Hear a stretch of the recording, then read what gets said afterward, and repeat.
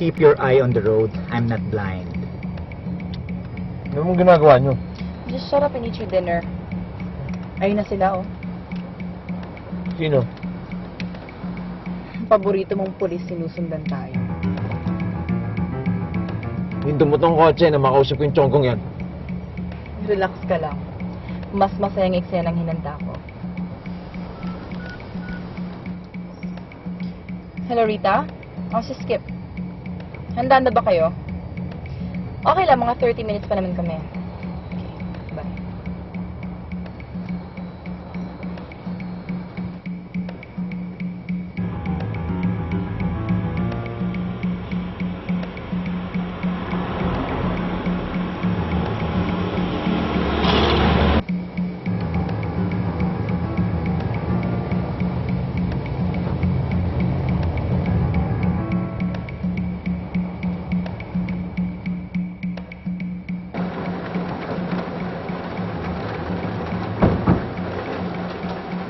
Tara, tulog tayo magabang. Okay, let's go.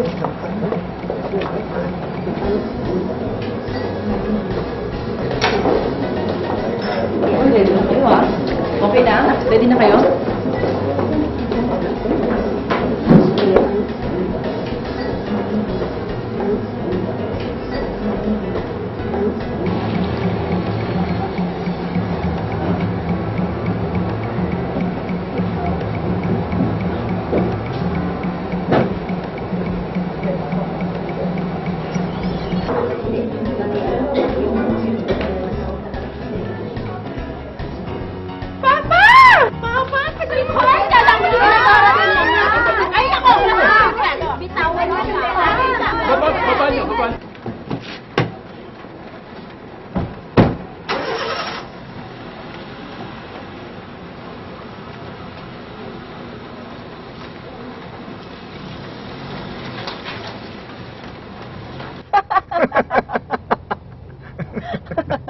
Sayang di natin napanood kung paano makatakas yung mga yon.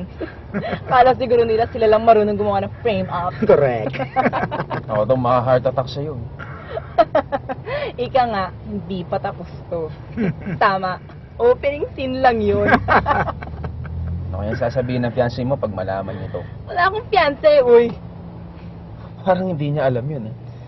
Hindi ko na problema yun.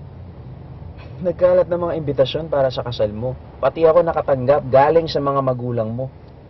Eh di kayo pumunta doon. Alam mo, sa tigas ng ulo na napansin ko sa'yo, paano mo hinayaang nangyari to? Sino may saming pinayagan ko? Eh, paano?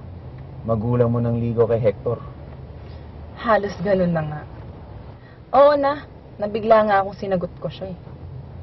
Sa bagay, mukha nga mabiglaing ka. On the rebound. Ngayon ka lang ba nakarinig ng ganyan? Sa malaking galit, matapos siyang dispetsahin ng kanyang one and only true love, matapos na masimsim ang kanyang kabanguhan. Mosang bakla! Pinapaliwanag ko lang sa kanya kung anong ibig sabihin ng rebound, no? Masimsim ang kabanguhan. Parang teleserye. Hindi pa yan. Matapos akong mabiglang sinagot ko nga siya, naipagtapat ko pa lahat ng nangyari sa akin.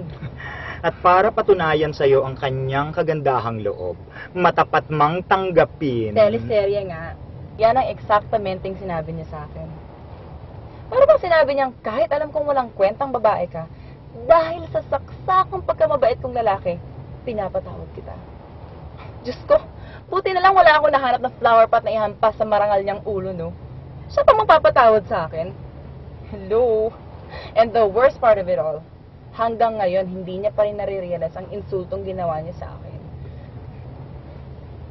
Hindi lang siyang ganyan mag-isip. And I'm not marrying any of them. It's okay. Pinatatawad kita. You're not married? No. Thank you. Ayaw mo? Hindi naman.